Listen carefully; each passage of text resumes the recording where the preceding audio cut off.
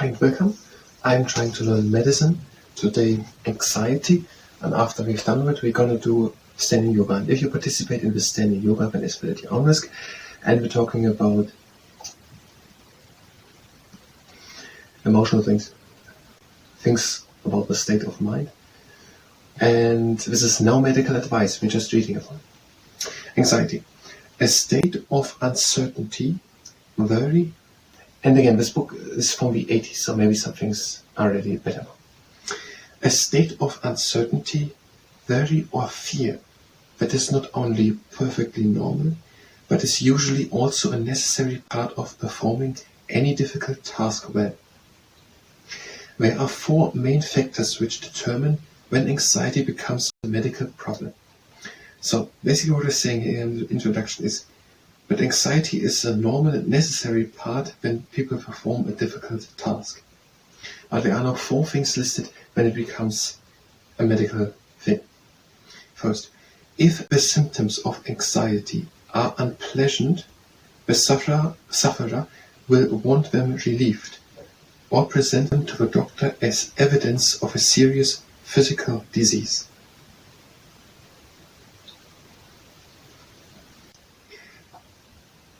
Okay, I don't think I can really explain something to that and tell how I would interpret the sentence. I'm not really able to interpret the sentence, otherwise as it's given here.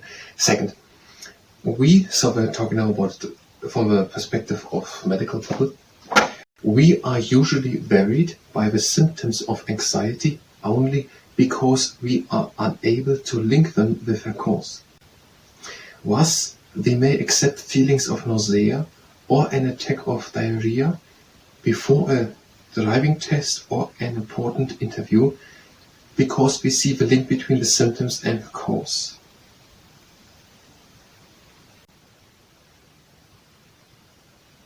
On the other hand, the doctors, we may report the same symptoms to the doctor. I'm not talking about human beings in general. On the other hand, human beings may report the same symptoms to the doctor if the cause is more distant and less easily defined. For example, a long-term but understandable anxiety about a child, money, or job. Okay, let's read it again now, thinking about the perspective that human beings would react this way. Now we're saying human beings have perfectly normal and usually and necessary some anxiety when they are performing a difficult task. But there are four things which say when it becomes more eminent and more a problem. Now the first thing is if a person who suffers it reports this and says that they have serious physical reports and it is reported as a serious physical disease. Now maybe that book is from the 80s and people were reporting physical disease, anxiety as a physical disease. Whatever, let's read on. So people who suffer from anxiety, or human beings in general, are usually worried by the symptoms of anxiety only because the human beings are unable to link them with their cause. Okay.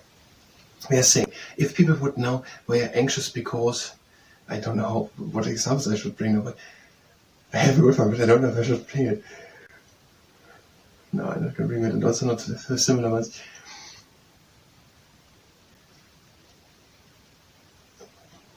Because we are facing a crocodile. So because we are facing a crocodile, if they are able to say, I'm anxious now because of the crocodile.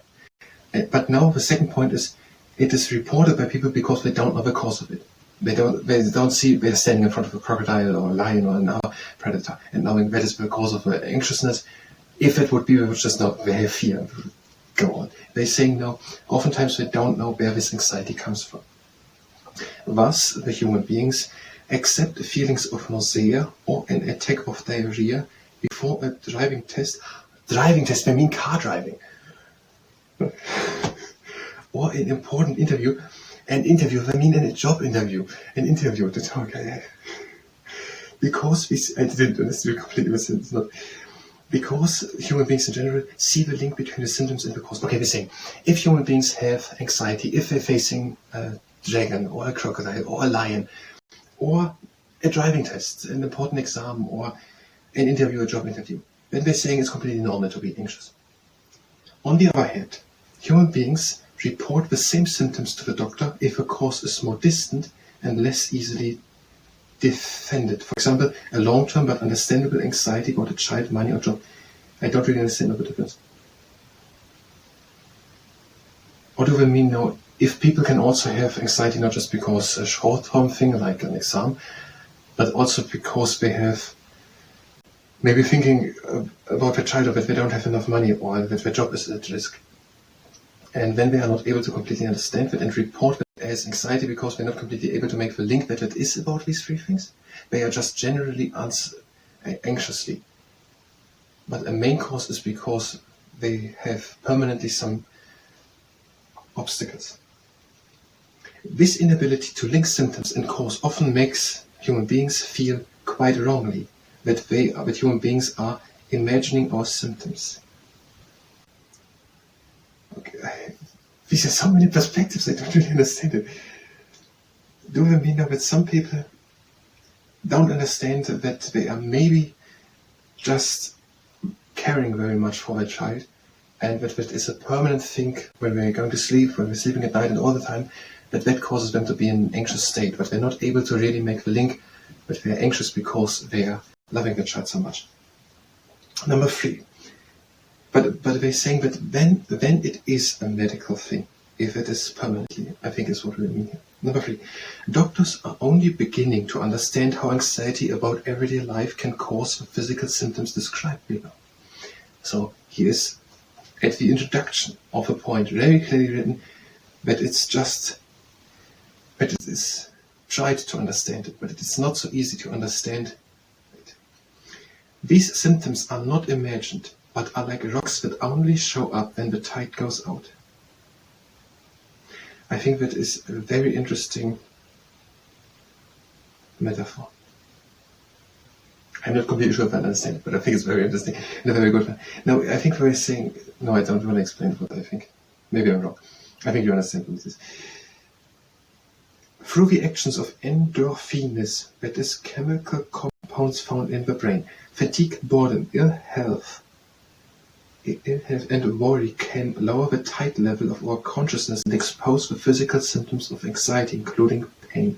Okay, we're saying if a human body has stress through some things, for example, because they're having an illness, or also this thing with boredom, they're having fatigue because they're working a lot, or also because they have endorphins in the brain, whatever, then it can be that it becomes more aware that they have physical pain because of anxiety. This is what I understand. This is no medical advice. It should be obvious. We're not just reading it. If, for example, someone at work dies from a sudden heart attack, several anxious workmates or work people around might, unknown to each other, report unexplained palpitations. I still don't know what palpitations are. Chest pains or discomfort to the doctors. Okay, we're saying if that they have observed, and we're saying that here in a situation where we're also saying we are just starting to understand it, but we have observed that sometimes some people from the same workplace, individually, whatever is the name for it, unknown from each other, are reporting now that we feel anxious. And now it makes sense to think then you all had an experience which was lowering the tide and makes the rocks visible, which was that someone died, which you know, and now the anxiety is stronger, feelable. Or starts it, I don't know what is meant here. Similar complaints might come from a hard-pressed housewife or houseman or someone working at house who has been looking after an old mother with a weak heart. So someone caring for a loved one can be also. Now, when we're saying that this book is from the 80s, and when we're saying that it's just started to understand, it could be now that we're explaining things which are now sometime later split it up in different things which are not longer classified as anxiety but as something else. But what we're saying is that someone caring for someone else, someone caring without being paid for it also, caring for someone else can also have a hard work life. For anxiety and lack of understanding of the symptoms, including the fear that they are imagined, may add to a person's worries about a specific challenge in life. So we're saying here very clearly that if someone things that were maybe misunderstood about the problems, or that the person thinks that they might be just imagined with anxiety, that can worsen it. So that they are not imagined with anxiety things, that they are real is the case. But that someone thinks or is told that they are just imagined can worsen it. The result is a vicious circle. Their worry about the cause of symptoms in turn aggravates them. So people don't know why they're feeling bad, and they're saying here that they now get worried. Why are they worried? The result is sometimes the person will realize this and label him, herself, or themselves a chronic worrier. Okay, the person says they are all the time just chronic worried. They are all the time depressed and worrisome about the state of all. All these factors confuse the way in which all of us, including medical personnel, present symptoms to the doctor. So we're saying that it is something very difficult, and people, including people working as medical personnel, are not completely aware how to present now the symptoms, and there are many different types how it acts out that people are presenting their symptoms to medical personnel. Now, we are over time, and we have quite something left to read. Now, which was the medical part to anxiety? Again, this was no medical advice, we just read about it. If you were here for medicine, you can go directly to the next part of medicine, and in the next part of medicine about anxiety, we will continue about anxiety and read the other things listed there in the next page.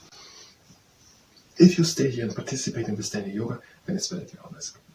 We're having the feet sitting together, and we're breathing in and lifting the arms up. And breathe out and let the arms again out. In and the arms up.